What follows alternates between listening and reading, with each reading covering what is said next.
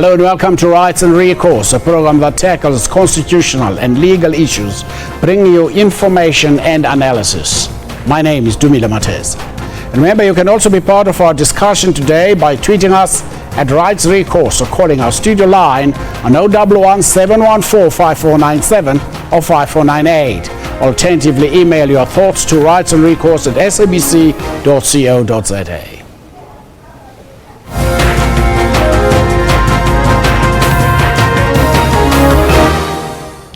The preamble of the Reconstruction and Development Program policy document of the ANC in 1994 reads, "No political democracy can survive and flourish if the masses of our people remain in poverty, without land, without tangible prospects for a better life.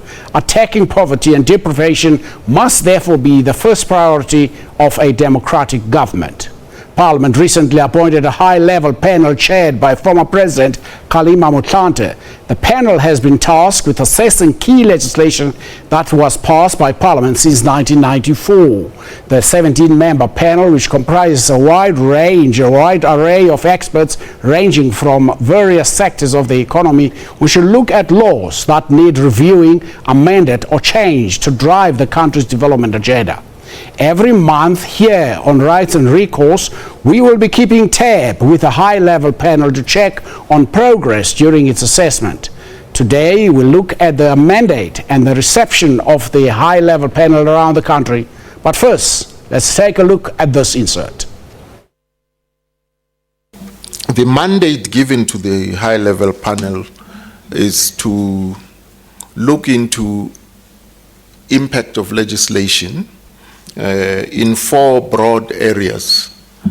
The first area is the triple challenges of poverty, unemployment, and inequality.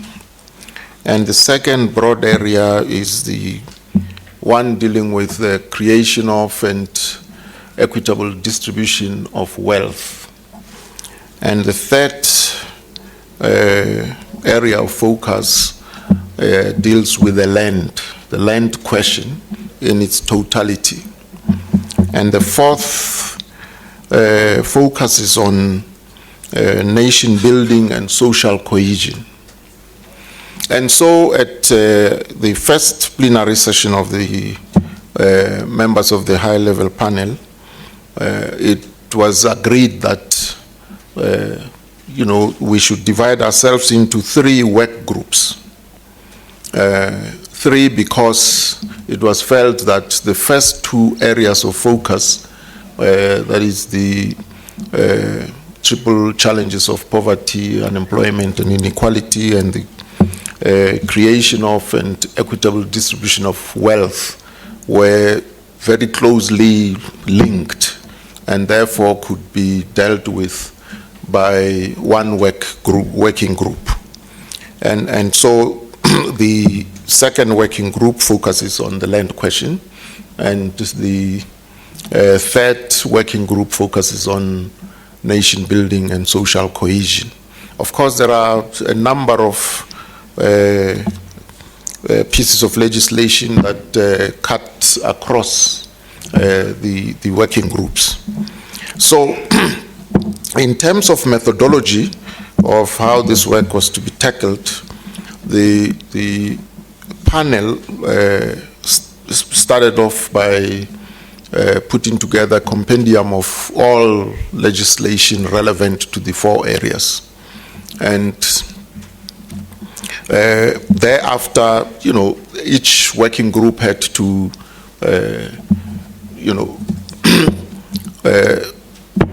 take its chunk of legislation, so to speak. And then, of course, it was agreed that the panel does not have to reinvent the wheel, because, universities do research in most of these areas. And so the idea was that we would have to access that information and their reports. And the portfolio committees and government departments and civil society organization and organized labor, organized business, and all other stakeholders were invited to make submissions, written submissions, that is, and then, of course, over and above that, the panel decided that it will also engage in or embark on outreach programs in the provinces, just to listen to members of the communities and various stakeholders on how these laws impact on their lives or their activities and so on. Well, the views there, the voice there of President Kgalema Motlanthe. To discuss today's topic, we are joined in the studio by Mr. Thulani Chefuta from the high-level panel of Parliament, and in our Cape Town studio, we would also like to welcome Reverend Malcolm Damon, Director of Economic Justice Network, who is also part of this panel. Gentlemen, good afternoon and welcome to Rights and Recourse. Good afternoon, and thank you for the opportunity to discuss. First of all, probably, Mr. Chefuta, what necessitated the setting up of the high-level panel, and how does it fit within the various mechanisms of assessments? Well, the view from Parliament is that there is a list of legislations that have been passed since 1994 to date. Parliament is consciously taking a pause to say, let's ask ourselves a critical question. Do all these laws or legislations that we have passed make the necessary impact or the intended impact in the lives of South Africans? And therefore the panel was established to look into all those legislations in the 4 areas that have been highlighted even by the chairperson of the panel, in as far as poverty, unemployment, inequality, wealth, land, and nation building and social cohesion. And so the panel will look into all those legislations in those areas to see if the necessary or the intended impact has been achieved. Beyond that, the panel will also identify gaps that might be existing in the implementation of those legislations. And lastly, the panel will then make recommendations on what could be the new legislative instruments that could be introduced to address those challenges. In areas where we feel that the legislation is fine, implementation is lacking, we'll precisely mention that to Parliament, and that they must enhance oversight on the implementation side. Now, the panel exists amidst a myriad of other monitoring and evaluation instruments. We would appreciate the fact that Parliament, through its committees, undertake oversight on departments. We'd appreciate the fact that departments themselves of government have M&E units. And there is also a department in the presidency, a department of performance monitoring and evaluation.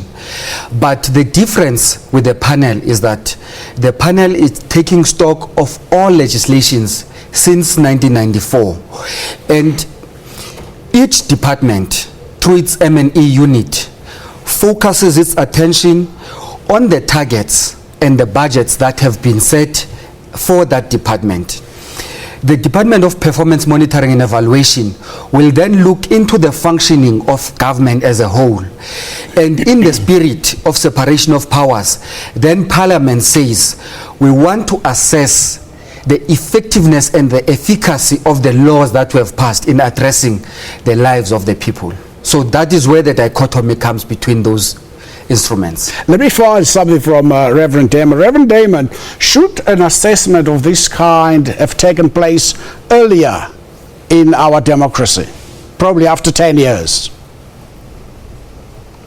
Yes, obviously there has been other processes where they looked at legislation, but definitely 20 years is quite a long time.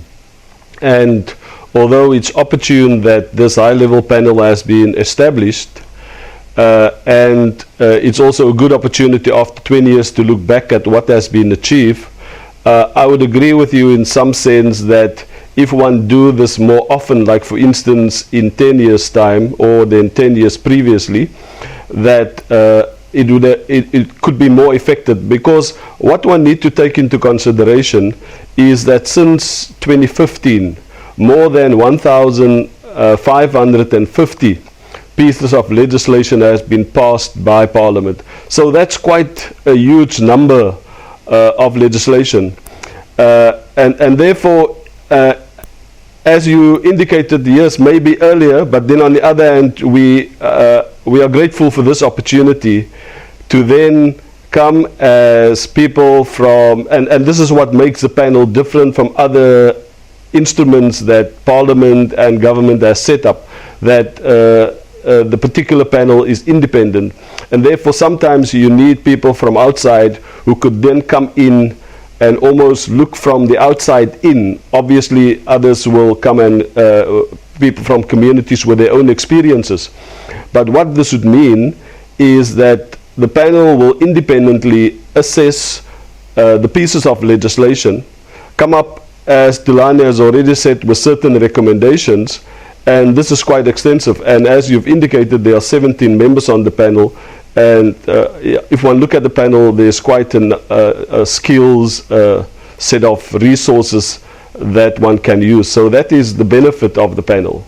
Well, if you'd like to join us in today's discussion, you can call us on 011 714 5497 or 5498. Alternatively, you can email your thoughts to rights@sabc.co.za. Stay with us.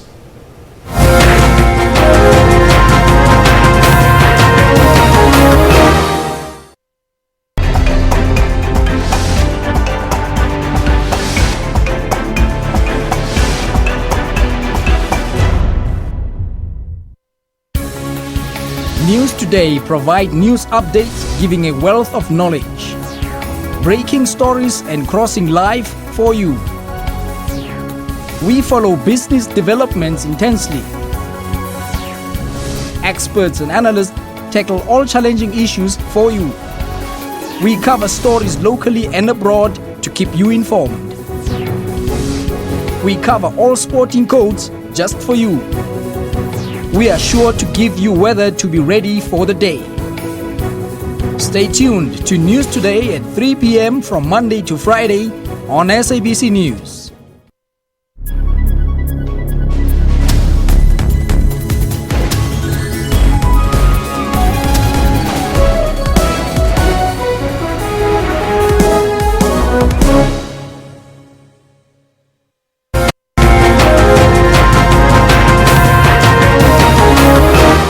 Welcome back as we discuss the role and the mandate of the high-level panel of Parliament that is looking at legislation passed since 1994. It's a long way to go back. If you were to listen to Reverend Damon saying from between now and 2015, over 1,000 legislation pieces have been passed. Probably over 1 million legislation pieces have been passed since 1994. Mr. Chifuta, what if people believe that the report of the high panel will just be another, like the RDP document and the NDP document, which are I'm not saying the NDP is collecting dust, but surely there's very little that is happening in that area. Parliament also set up the Van Zyl committee that looked at legislation around electoral reform, and that report, with all the good intentions and the good recommendations that are in that report, is collecting dust somewhere in Parliament.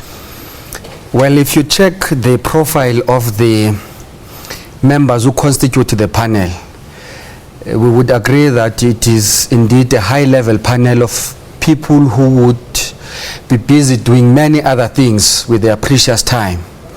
And so, in the very first engagement we had with the leadership of Parliament as the panel, we did pose a question about what therefore happens post the report of the panel being submitted to the leadership of Parliament. And sitting here, we have been assured of the alacrity of Parliament and its leadership to infuse the recommendations of the panel into its work, to improve the manner in which legislation impacts in the lives of people. Our interest will not only end with entailing in the report high-level suggestions that will emanate from all the sources of information that we will be using. But we will go to an extent of making specific action-linked recommendations on what should be done to make sure that the outcomes of the report that we shall be compiling find expression in the real work of Parliament and the lives of people. And so we are confident that that commitment of the appetite of the leadership of Parliament will continue to be made. Reverend Damon, there is a strong emphasis on the triple challenge facing South Africans: poverty, unemployment and inequality. The creation and equitable distribution of wealth, land reform, restitution, including nation building. Can we just break down this whole thing to us? It is too heavy. Probably let's talk about your area of expertise, which I believe you are part of the. Are you part of the nation building group? No, I'm part of the group on land, but if looking at your question, yeah, obviously there's a lot of areas here, but the main one, or the first one, which has been emphasized, is the triple challenge of inequality, poverty, and unemployment. Now, I mean, it is no secret, and everybody knows, that South Africa is the most unequal society in the world. So even if you've started with a reconstruction and development program, and we know that there were higher ideals in 1994 that we'll be able to push back, you know, the legacies of apartheid in the 20 years that we've seen now. But I mean, if one look at what's happening in South Africa, and you look at inequality, and you look at the high levels of unemployment, you look at poverty, then that's one of the biggest challenges to all of us, to the government, to the state, to civil society, to organized business, to everybody. And that's why there's these different areas, but one could say that the broad rubric are these three of poverty, unemployment, and inequality, you know, and these are the things that need to be tackled, because if one look at the issue of land, we have problems with inequality because of the land redistribution. The fact that land distribution has not taken place the way it was envisaged. If one look at the fact that there is willing buyer, willing seller, although this concept has been misinterpreted as if government and parliament cannot expropriate land, etc. You know, so these are some of the issues. As you say, yeah, they are big issues and huge issues, but that's one of the reasons why we believe it's important to go to the different provinces and listen to people on the ground and hear from them what is their experiences when it comes to poverty, what's their experiences when it comes to inequality. But one can use the lens either of land or of the fact that we haven't really achieved nation building and cohesion. That's why we have such high levels of inequality, and that leads obviously to different problems within the country. Mr. Chifuta, the other question, probably you can explain this for the benefit of our viewers. You're saying this is a high-level panel that comprises of a wide array, ranging from various sectors of the economy. No, it's led by the former president, Kgalema Motlanthe. And who are the other people who sit on the panel for the benefit of our viewers? The panel itself has a wealth of experience as a collective. It does not get higher than having a former president chairing the panel. And you also have a mixture of people who come from business, like Paul Harris. You also have academics You have well-established and renowned researchers. Like Aninka Claessens. Indeed. You also have a former Auditor General, Tito Mboweni. Terence Nombembe, And Dr. Terence Mbembe and Tito Mboweni. Yes, and you also have people who come from labor movement and civil society. And specifically, my specific area of strength is on youth development, on education and skills development, which I think the entirety of the work says if we catch it for the benefit of young people, then we are likely to have a prosperous future as a society. And so that's how balanced the team is. You had your first public hearing in the Eastern Cape. It so happened, I watched that on TV, it so happened that it happened after the elections, and many people were basing their questions largely on issues, on their local issues. Is that something the committee would like to hear? Well, the chairperson of the panel keep reminding us as a panel that the ratio of 2 ears and 1 mouth is what we must practice. So it means we must listen more and talk less, so that we open ourselves up to be empowered by the inputs from the people. I must say that I had the privilege of chairing that first public hearing. I saw that you had very difficulty in chairing that hearing, those hearings. And much as people were voicing their frustrations and their challenges, they took the effort of equally proposing what should be the solutions to those challenges. That is the first critical thing. Secondly, of course, there are things that were raised which would not be related to the work of the panel. And we took an extra effort of communicating to all participants that the attention of the panel will focus on the areas that we have highlighted earlier on: poverty, unemployment, inequality, wealth, land, the economy, nation building and social cohesion. And anything outside that which is not included in our mandate is something that we cannot attend to. But we are happy with the inputs that we continue to receive through many other channels, because the public hearings are only but one a platform that we use. We opened up a process where people were making written submissions. We continue to have roundtable discussions with dedicated stakeholders from labor, from civil society, from business, from government. And so at this stage, we are still happy with the quality of the input that we are receiving. Well, if you'd like to join us in today's discussion, you can please call us on 011-714-5497 or 5498. Alternatively, you can email your thoughts to write@recourse@sabc.co.za. When we come back, we'll look at the first working group, the triple challenge of poverty, unemployment and inequality.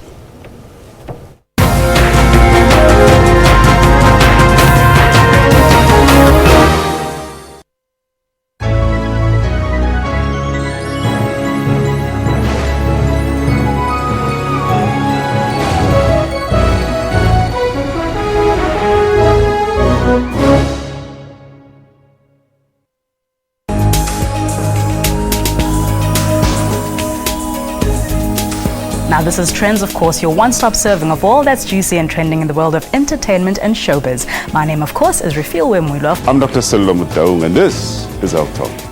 A very good morning and welcome to Media Monitor. I'm your host, Alicia Jolly. My name is Dumile Matez. My name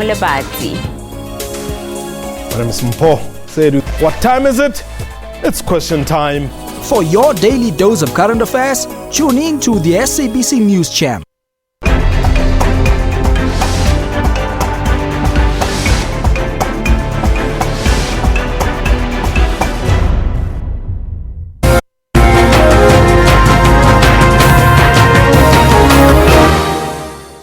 Our country remains a very highly unequal society. We haven't changed as much. In fact, in some areas we are regressing. And we therefore need to be looking at this and say, what do we need to do? Because if you think about the National Development Plan, it requires that we try to eradicate poverty, reduce inequality, and grow the economy by about 5.4%, and cut unemployment by about 6% by 2030. But when you look at the figures that we have, you find that things are not as rosy as they are, particularly if you look at the data by race and you look at the data also among the youth, and also look at people in the rural and urban areas, you find that there are major disparities that exist. If you look at the number of skilled persons in South Africa, in 1994, there's been an increase, which is a good one. I mean, we had about 1.8 million people that were skilled, but of course the population has also grown, between 1994 and 2014, and now we have about 3.8 million people that are highly skilled, so which is really good. However, when you go back and you look at this in terms of racial distribution, you find that that growth actually has occurred among the whites. I mean, they started about 42% being skilled in 1994, and by the time you get to 2014, you find that 61% of them are skilled, so like a 19% growth. But if you go and look at the black Africans, people of African descent, 15% are actually skilled, and that was the figure in 1994. And by 2014, it has gone up to only 18%, so 3% increase. So you can see that over this period, there's not been a big change insofar as the black people are concerned. But insofar as the white South Africans, we've seen a big change. So the inequalities are growing. They are not getting smaller in terms of skills. And then the other thing you want to worry about is that when you look at information on the managerial side, you find that among the blacks, improvement in terms of having management skills, and by management I'm talking about management, professional, technical type of work. For black people over that period, over that 10-year, that period from 1994 to 2014, you're talking about 3% increase. And you look at among the whites, it's 19%. So even at the higher level, you see that, things are really still not equal in our country. Of course, when you look at the Indian population or the Asian population, there you even see the biggest, increase in terms of our skill level, increasing by about 26%. Dr. Olive Shisana there, a member of the high panel parliamentary high panel. Remember also Dr. Shisana used to be the Director General for Health in South Africa. Before we continue our discussion, let's take this call from Anonymous. Anonymous, good afternoon and welcome to Rights and Recourse. Good afternoon to Mr. Mateza. Thanks for taking my call. Thank you. To Mr. Thanks for the panel, for the guy that you are having there in that studio. You have clarified all the issues, but I got a little bit of concerns that the panel, they have elected a nice panel, but that they are taking a long time to discuss those issues which are known in the discourse. Why do they have a long time to discuss those issues? Because the laws have been there long time before them. So people knows about these laws. It's only to get in, take things that are not working, and put things that they work for the country. And wasting a lot of time saying we're going this province and this province and this province when we hear different views. Although the views are the same from the sentiment from other people who say these laws cannot work because poverty, alleviation, all that, it is there, it's visible. We can't waste time. We must speed up this process so that we get on with our work we're supposed to be doing. Thank you very much. That's the views of Anonymous there. Let me hear the views from the members of the panel. You heard, I think at some stage, I read somewhere that Parliament has given you 4 months to come up with some report, isn't it? Or am I wrong? No, we are supposed to conclude all the work of the panel by the 3rd quarter of 2017. But what the anonymous caller is raising is something that resonates with us. It's the impatience that we continue to experience in the different interactions that we have. But to take all viewers into confidence in terms of the work that we'll do with the time frame that we have is that we know the legislations that we'll be reviewing. We have established now a compendium of all legislations categorized according to those 4 areas that are our priority that we're going to be reviewing. The review of the legislation itself will take different forms. There will be a process whereby we receive written submissions. There will be a process where we go to stakeholders and say, in the education sector, we have institutions that provide education, we have student organizations, we have educators, we have government, all stakeholders, and say, let's see where are the bottlenecks in education through the roundtables. Our effort, and we also have researchers, our effort of going out to listen to the people is that we don't want to have an academic discussion only. We want a person who will stand up and relate a story of poverty, that without even quoting a legislation, ours as a high-level panel must be to apply ourselves and see how has the legislation failed this person. What has the legislation done to improve the level of poverty in the life of this person? And so with that appreciation, we think that at least the time that we have been given to do that work is fair enough. We will, of course, just as I've noted, take the message that people cannot wait anymore. Upon the receipt of the report of the panel, we need action, action, and more action. Reverend Damon, with that in mind, how important is the participation of civil society in this exercise on ordinary South Africans?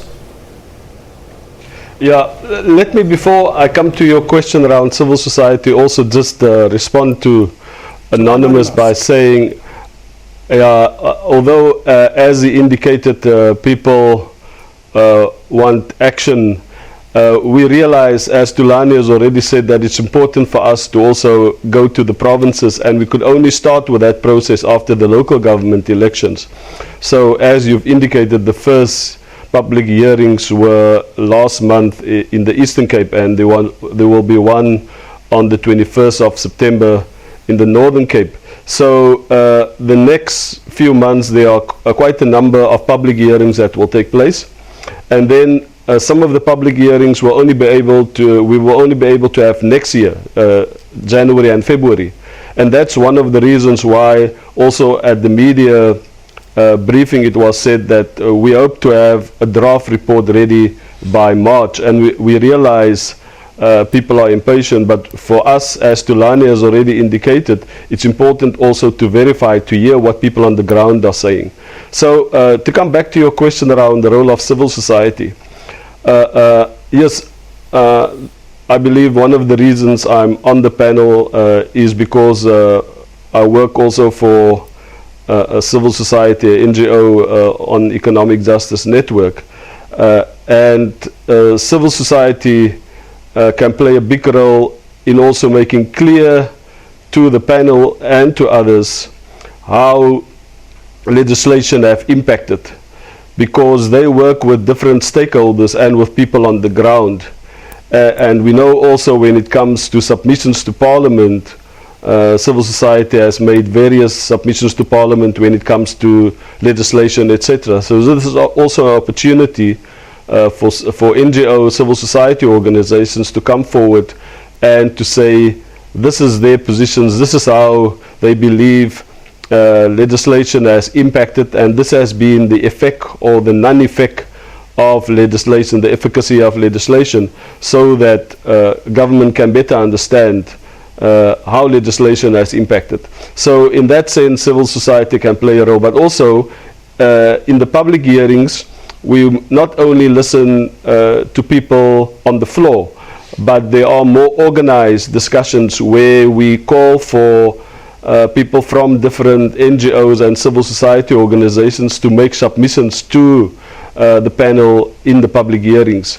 So the public hearings is divided into two formats. One where NGOs and others can make more formal submissions, and also then where people can come forward and tell their stories and how they have been impacted by legislation. Let us take, I don't know why people decide to be anonymous today. Let's take this call from Anonymous from the Western Cape. Good afternoon and welcome to Rise and Recourse. Yes, afternoon, sir.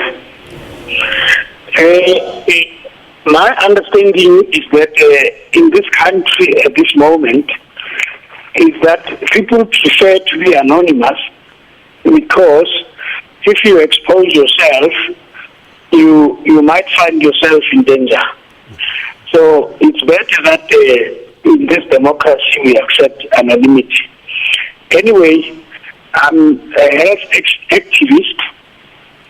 I want to comment the panel there, but what I want to assist with our situation of rights in this country, the health rights in particular. We tend to focus on education, even when we cite examples. Examples always come from education because the vibe is on the youth side, on the rights demand. Very funny that we do have in the Freedom Charter and the Constitution free education, equally free health for all. If you find our health system in this country is divided into two, it is private and public health system. And if you look at the private health, it is sponsored by the state through the medical aid systems, which sponsors the health, and the public health system for the poor is not even sponsored by the state for the not health. So I'm worried it's 22 years down the line that we have been talking about the rights to free health, introduction of free health services to the primary health care. The NHI is a talk show now, and I'm sure it's down the drain because even the pilot sites are not kicking off. Because it's a talk show. It's either the minister's show off, either he's frustrated by somebody, but we need the Human Rights Commission to come out and investigate this. Or as the public, we might have to submit an urgent application to the public protector to investigate why the state is sponsoring the medical aid to promote the private health system when the poorest of the poor are suffering as we speak now. And Thank you, Anonymous. Thank you very much. We've heard your story. We have tabulated the things you have raised, and they have been raised also during the week by Dr. Olive Shisana. If you'd like to join us in today's discussion, do like Anonymous say, probably you must give us your name, 714-5497 or 5498. Stay with us.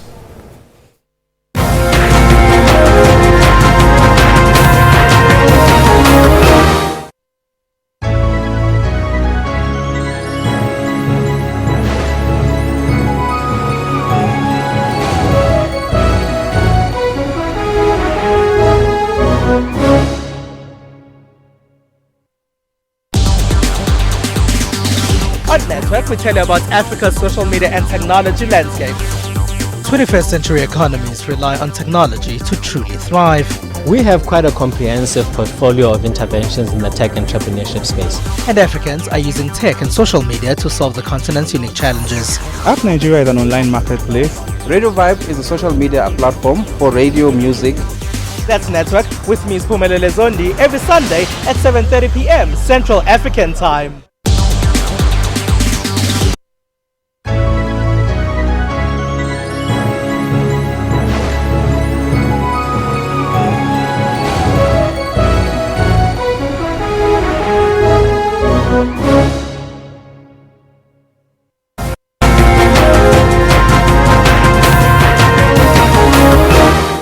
Welcome back to Rights and Recourse to discuss the work of the high-level panel of Parliament that is looking at legislation that has been passed in South Africa since 1994. We've given a big shopping bag by Anonymous from the Eastern Cape, but we have Joseph from Johannesburg on the line. Joseph, good afternoon and welcome to Rights and Recourse. Hello, Joseph, are you there? Hello, Joseph, are you there? No, looks like Joseph is not there. Probably Joseph will come back. But let's take a look at the shopping basket given to us by Anonymous from the Eastern Cape. And I think these issues did come up. He's talking about, first of all, he says he's a health rights activist. And he's talking about the inequality in the health sector in terms of people with medical aids, many of them government employees and many of them private people, are subsidizing private health. As a result, public health is not privatized, and he's raised the issue of the Minister of Health normally has a big fight with the private sector, whether he's frustrated or what, and the National Health Insurance is a talk shop.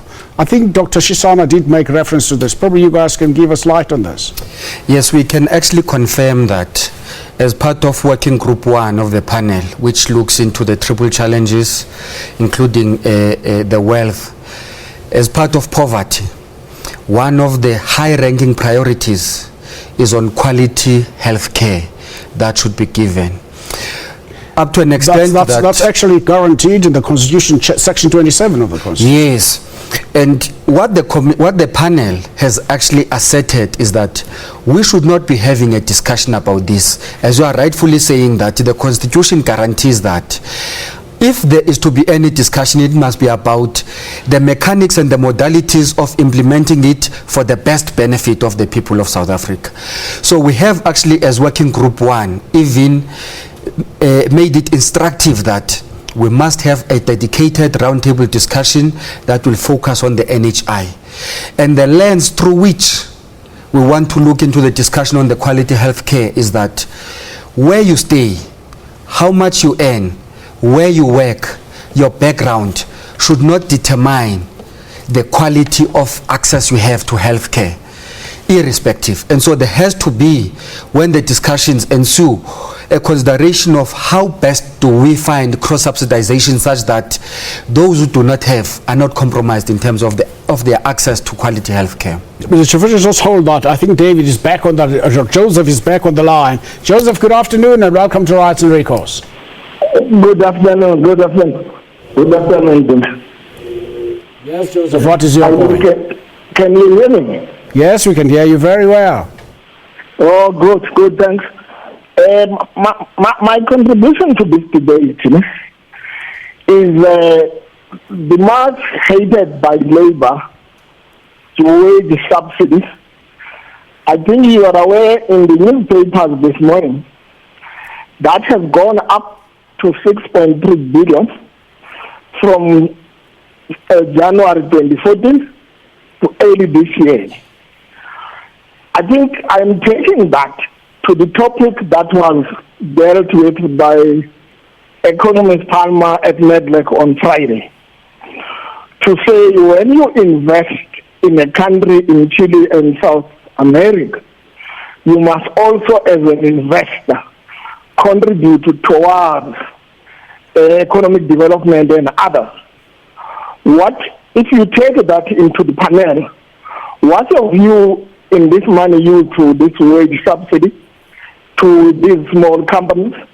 Whereas these companies, their shareholders or their CEOs, they still earn more than anybody, whereas there's a subsidy from government.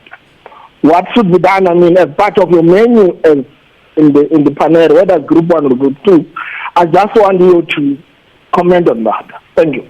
Thank you. I think I know that Joseph is, but let's respond to Joseph, Reverend Damon down in Cape Town.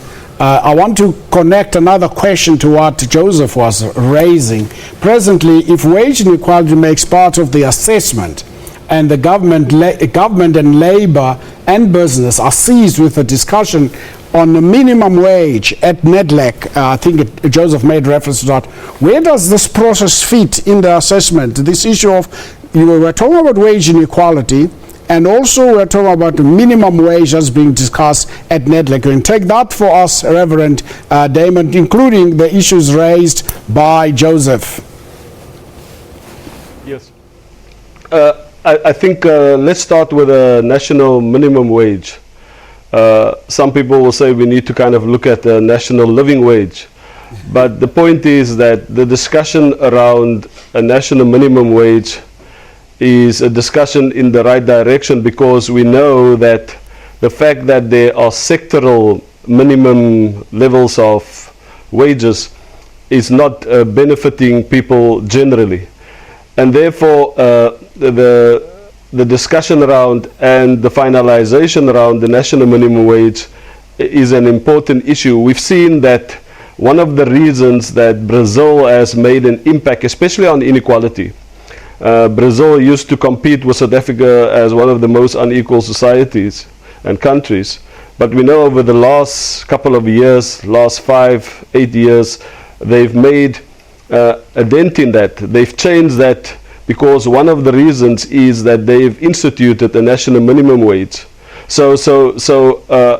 I mean, not as a panelist, but just kind of as a person saying that I would agree that the issue of a national minimum wage is absolutely important, and we need to make progress and also finalize that discussion so that it can be implemented.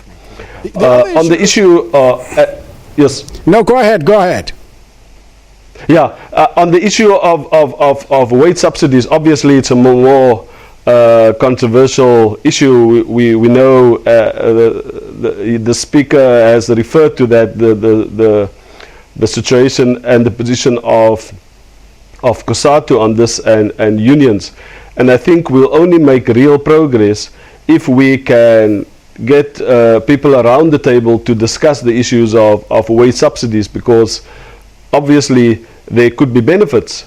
But if unions are opposing that, then we first need to find a way to get the dialogue going, but also get the perspectives that people have out of the way, so that there can be ways of assisting people. But as I indicated, the issue of a wage subsidy, it's much more contentious, and I think we cannot take away the position or how COSATU and others feel about this issue.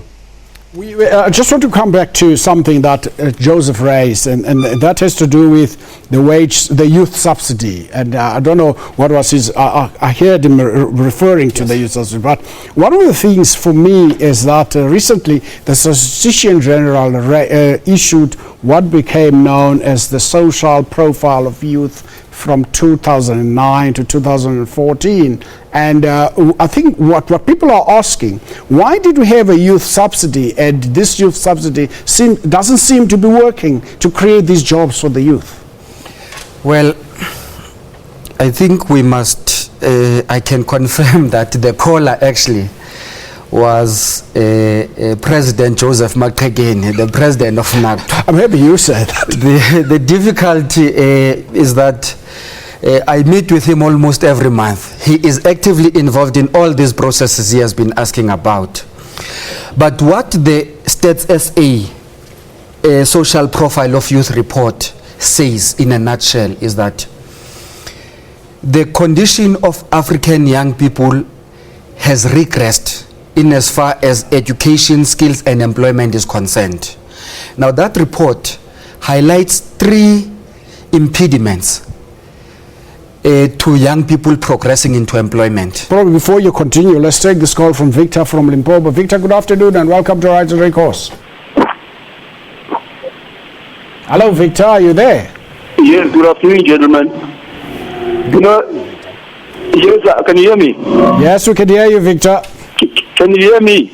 We can hear you, Victor. I don't know if Mr. Mateza can hear me. Can you hear me now? We can hear you, Victor. We can hear you very well. Thank you very much. I tend to be very, very proud South African.